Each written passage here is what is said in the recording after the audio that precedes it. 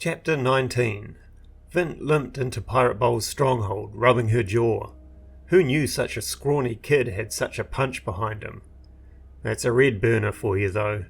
She quickly scanned the opulent room. There were a few people lounging around. Two beautiful and scantily clad women lay on cushions, dreamily eating grapes. Vint scowled at them. Useless creatures. A few of Bowl's thugs were on the balcony outside, leaning against the railing and watching the streets below. Pirate Bowl wasn't here. He was probably down at the docks, surveying his empire. "Any more wizards, girl?" The voice barked out from a shadowed corner, and Vint gave a start. She turned to the dark figure. He sat at a small table in the far corner of the room. It was hard to make out his features under the wide rim hat he wore. Most of his face was made up of a large hawk-like nose and a long drooping moustache. Vint knew he had hard eyes. She had met him before. General Hawkins, one of the most powerful weavers in the land. She sighed inwardly and walked towards him. There was a whistboard in front of him, larger than she had seen.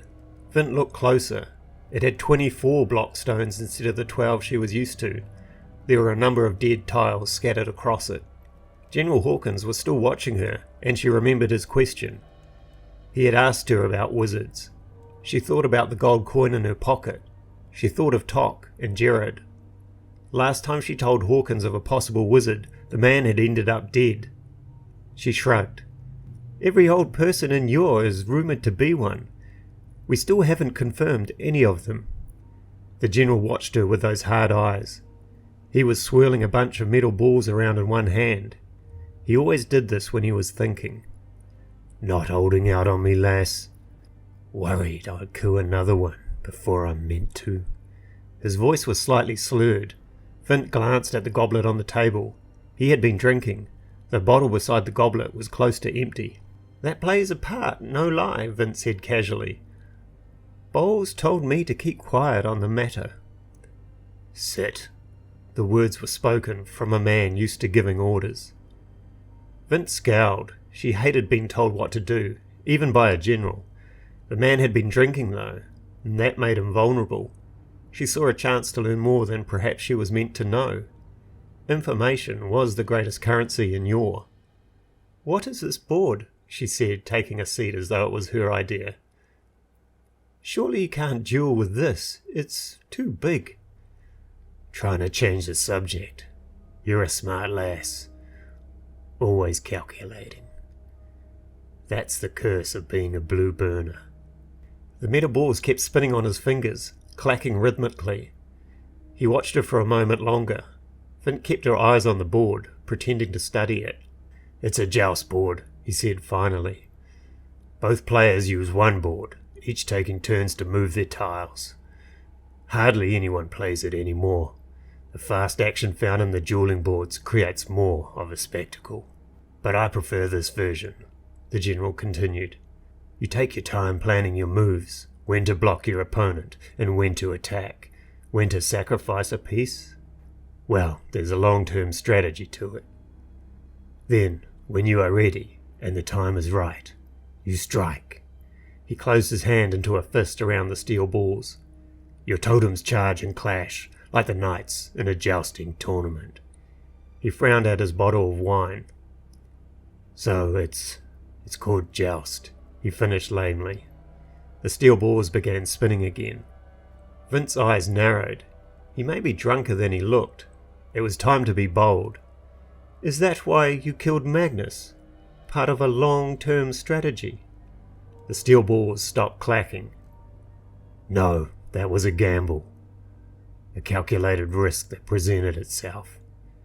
The man practically screamed about being the Chris King, and a good general follows a plan, but he seizes opportunities." "But he wasn't the Chris King." "Yeah, his journals confirmed it. He cultivated that rumor for political gain, to keep his enemies hesitant. It was a clever strategy that ultimately backfired, like all clever strategies often do.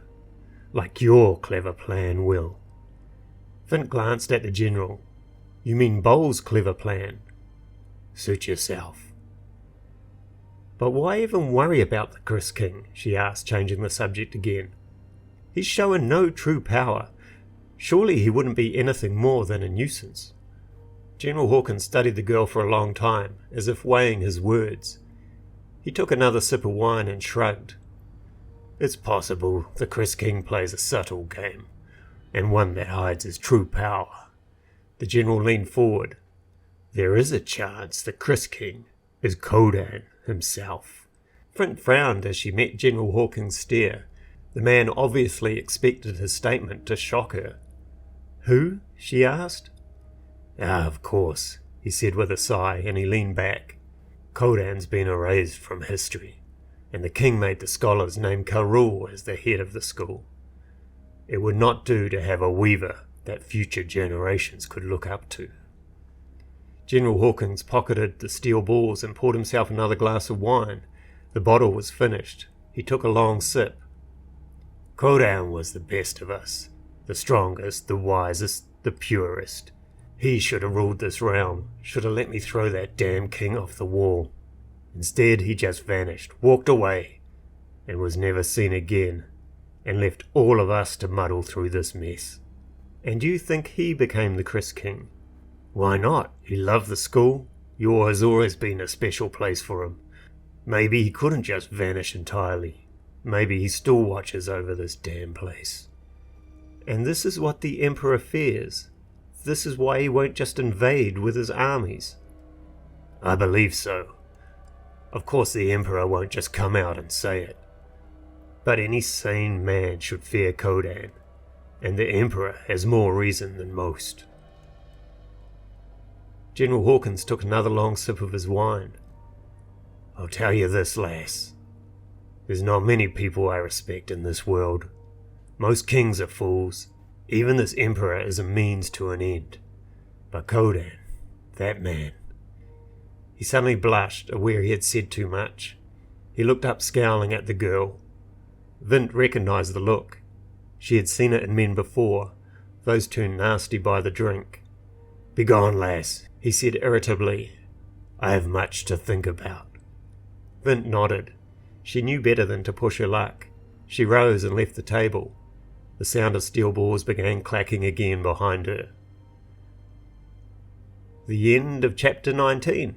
And if you enjoyed that, please leave me a like and subscribe for future content. Thanks again for listening. Bye.